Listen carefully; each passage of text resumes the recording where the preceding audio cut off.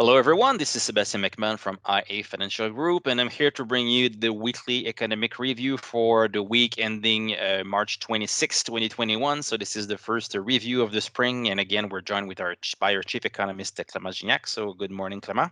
Good morning, Sebastian. All right, so today we'll make a change up. Clément will be discussing the economy and I'll be discussing the markets because it was budget week for the provinces. So Clément will be discussing that for us. But first, to look at this week's markets at the close on a Thursday. So a bit of a rebound from bonds.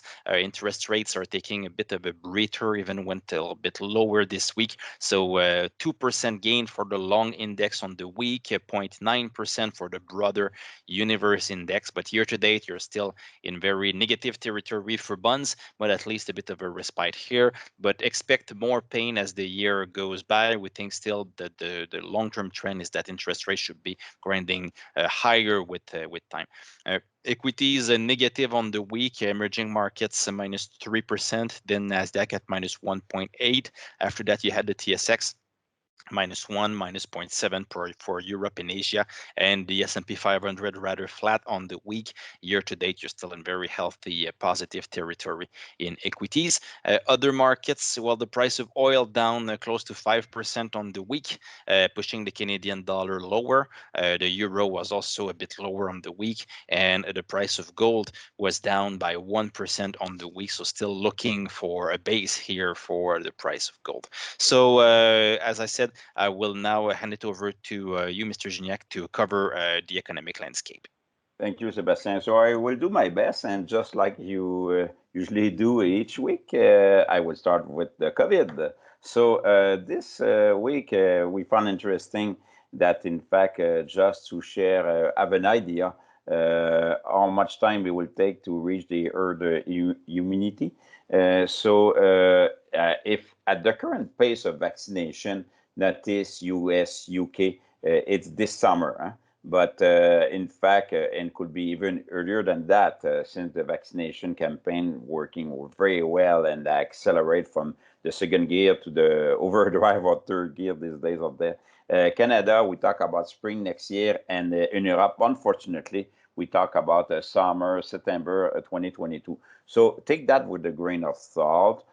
Because we are fully aware that we will accelerate the vaccination campaign. But that tells you the divergence and the gap between Europe and US, UK, and explain as well the behavior of the stock market, since US stock market outperformed the Eurozone in the last few weeks. On the right side, you have this vaccination campaign in Canada. I found it interesting to illustrate province by province. Guess what? Quebec finally is the first on the podium. So we talk about 12% of the population who has already received one dose of the COVID-19. In Canada, in average, is 10%. But we accelerate. In the G7, after US and UK, Canada now is the third. So this is very encouraging. So it's all over the map. Keep in mind that it's a provincial responsibility, and this administration. So some province these days seems to have a more well-equipped or more efficient. I have no clue to administrate these doses. Back to economy. On next slide, you have OECD, who has updated a little bit their forecast.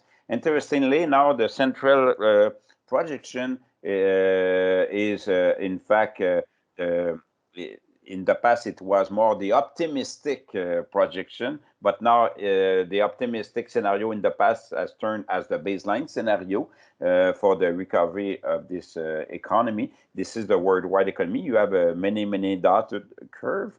So the which one I will say the orange one, downside scenario. If we have a variant with a third wave, a significant, maybe you can have a pause in the economy.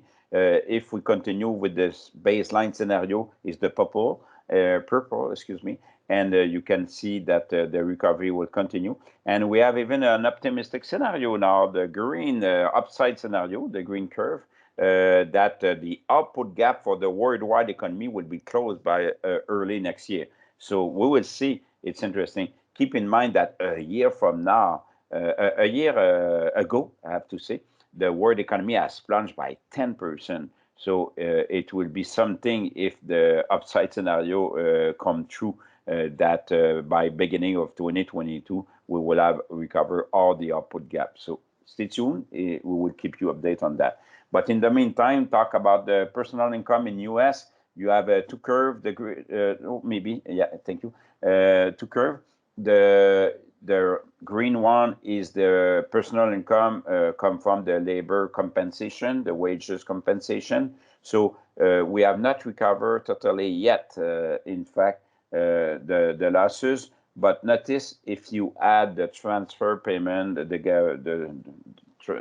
payment that you receive from government, the personal income have jumped. So with this dotted blue curve is now with the $400 check from Mr. Biden, the personal income will be 20% above the pre-pandemic level. It's something. So make no mistake, when the restriction will decline again, people will spend. They have huge saving rates, and this is hard to believe that personal income is 20% above that what you have before the pandemic. So thanks to the government, they will have an implication, of course, on the recovery, implication on public finance. We will address that much more down the road on the public finance, but so far that explains why the economy is so resilient. Next slide, we talk about the inflation. Let's start with on the left side. You have many curve. In fact, the orange is the current deflator. And if you talk about the other curve is the projection on the inflation. So the blue one reflect in fact that inflation will accelerate this summer. Keep in mind that a year ago, oil price was very low. It was a pandemic. It was a lockdown the economy. So the base effect, you have an effect on the base effect. So you will have an acceleration. This is what we believe on the economy, assuming a monthly inflation 2.2, 2.3 increase. So be ready that you will see an inflation rate at 3.54% this summer. Central banks believe it's temporary. Of course, it's an overshoot, but nonetheless, we think that this topic will remain very hot in the coming months, coming quarter, inflation expectation. Interestingly, we want to talk about the concept of average inflation targeting of Federal Reserve. It's not very evident, the concept. They have some confusion out there because the Fed have a 2% target on inflation, but during many years, they run lower than 2%. For example, in the last 10 years, the realized inflation has been 5 to 6% lower, the cumulative, 5-6% lower than the target. So if each year, for example, you have a 0.5 less, 1.5 rather than 2, after 10 years, you have a 5% gap, you know what I mean? So it's interesting to watch. But the problem is this one. We don't know from the Federal Reserve what is the period they use. They have intention to use 10 years, 5 years, 3 years. We don't know. So how many years the Federal Reserve will accept to have an inflation rate higher than 2% to reach their target of average inflation target at 2%. So you know what I mean? They have a huge implication on the monetary policy, because that could mean they could keep interest rate at zero much longer than 2 years. It could be 4 or 5 years. So this is interesting to watch. And the bond market is nervous regarding that. And the pressure will be important on Fed governor and the chair to be more precise about the period they really target. Next slide, and the last, in fact, is the last one on the economy, is provincial budget. I will explain slowly. So we have Ontario and Quebec who released their budget this year. So in fact, Ontario has released their deficit is 38 billion for the current fiscal year. For the coming fiscal year will be 33%. In percentage of GDP, we talk about 3.5% of GDP. So without big surprise. In fact, both government have decided not to balance the budget anytime soon.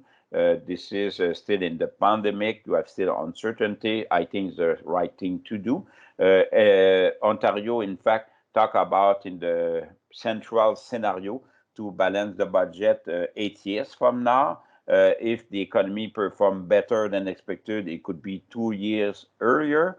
And if it's worse than expected, this is the gray line, if you want, with the dots. It will be 2 years later. So the debt in Ontario percentage GDP now reach 50% of GDP. Before the pandemic, it was 39%. So big hit by the pandemic, of course, but they continue to invest in the economy. Same thing in Quebec. In fact, they have the debt is around 50% of GDP. As a matter of fact, it's the first time Quebec, Ontario has an indebtedness ratio pretty similar, 50%. We have never seen that in the past. Ontario have been always lower usually. Quebec, the deficit will be lower than Ontario. We talk about for the coming fiscal year around 2.7%. Rather than 3.7 in Ontario.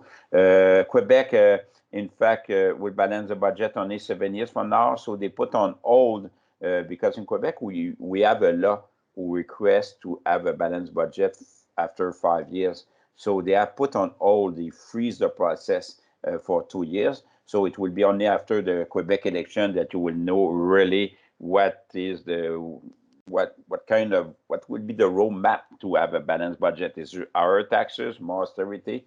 We will see. But if you compare apple with apple, you have two curves. You have one curve and the bar. The curve is the deficit, so 15 billion this year, 12 billion next year, and gradually balanced budget 7 years from now. But the bar represents the deficit before the contribution to the Fonds des Générations, general funds. We don't have this concept in Ontario. So if you compare apple with apple, Quebec will balance the budget 4 years from now. Ontario will balance the budget 8 years from now. So it's interesting to watch. Ontario, of course, do probably a little bit more to support individual and businesses, but nonetheless, Quebec has probably arrived in the pandemic in a better situation because they already posed huge surplus before the pandemic. So that explained a little bit the differential.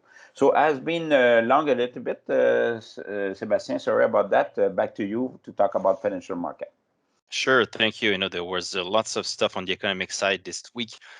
So talking about financial markets, as we have been discussing many times in the last months, the main vector in the markets was rising interest rates. So here you have the US Treasury yield curve in blue. So this is the difference between the 10-year rate and the 2-year rates. Of course, central banks are not hiking their rates, but the market rates, the 10-year rates are going higher. So that means that the yield curve is getting steeper and steeper. So this is what it shows here. And as you can see, the blue line correlates very well with the red line, which is the consumer confidence, the expectations compared to the present situation. So the households were seeing the light at the end of the tunnel of this COVID thing, of course, and they were expecting a better future. So expectations went up very quickly. So that pushed interest rates higher. But now, as you can see, the red line is consolidating. So people are not expecting that things will be getting ever and ever better. So you're having a leading indicator here of interest rates showing that we could be in for a bit of a short pause for the steepening. We think the steepening will continue, probably won't be as violent as it has been recently, but we think that with better economic growth, better inflation, we could be seeing more rise in interest rates. Of course, this is very important for the stock market because when you have higher rates, it's less interesting to invest in technology companies that don't pay a dividend, that you're paying for future growth. So you need to discount this growth with higher interest rates. So it favors more cyclical stocks, and Canada Europe are very well exposed to that. I'll show you in a bit of just in a minute what I mean. But here we wanted to show you before the S&P 500 when we had years of stellar economic growth. This year in 2021, the consensus is for over 7% growth in real GDP in the US. So it's not something that we've seen many times in the past. So here a study from Stratagas, we've seen that in 51, 50, in 1950, 1951, 1955, 1984. So here you see the charts on the top left, you have 1984, top right 1955, and in the bottom you have 1950 and 51. So what we can take from that is that when you have very strong economic growth, you tend to have positive returns for the markets. We'll see if it's the case this year. But one thing is for sure is that for every one of these years, we've had corrections of 10% plus during the year.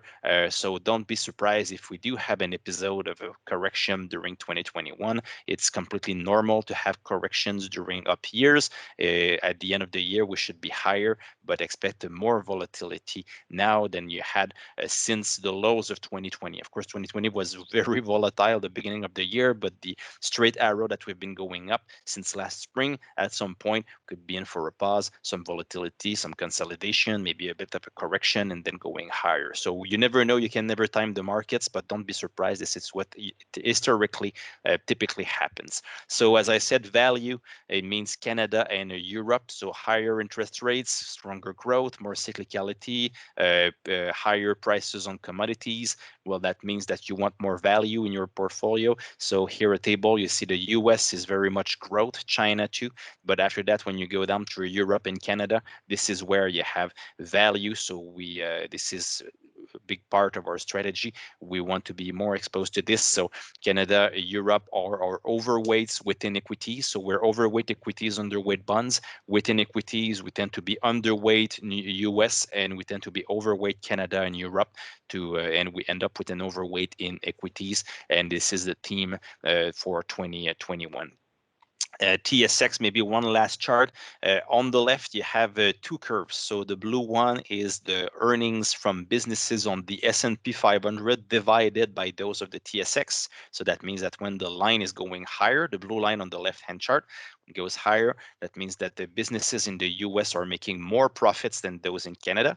And when it's going lower, that means that Canadian businesses are making more profits than in the US. So they're growing their profits at a faster pace.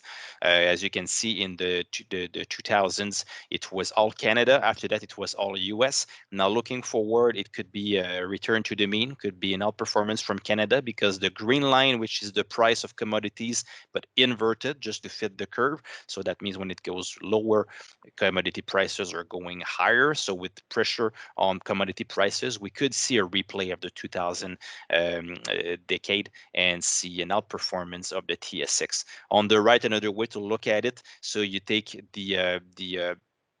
you take the valuation of the TSX versus the one of the S&P 500, and you do a ratio. So when it's high, that means that the TSX is very expensive compared to the S&P 500. When it's low, it means the inverse. And look at where we are. We are exactly where we were at the height of the dot-com bubble. So the TSX has never been as cheap as it is now compared to the S&P 500 in 20 plus years. So again, here a reversal to the mean would mean a strong outperformance of the TSX versus the S&P 500 in the next 2 years. So this is all about history. History doesn't repeat itself, but it kind of rhymes. So, but those are good guides to what we could expect if the scenario that we have in mind does become true.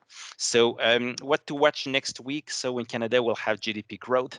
Should have a good start to the year with positive growth in January. We'll have building permits and we'll have the manufacturing PMI, which should remain in growth territory, so above 50. In the US, we'll also have the PMIs. They're a bit higher, close to 60. So that's a very strong growth of the manufacturing sector in the US.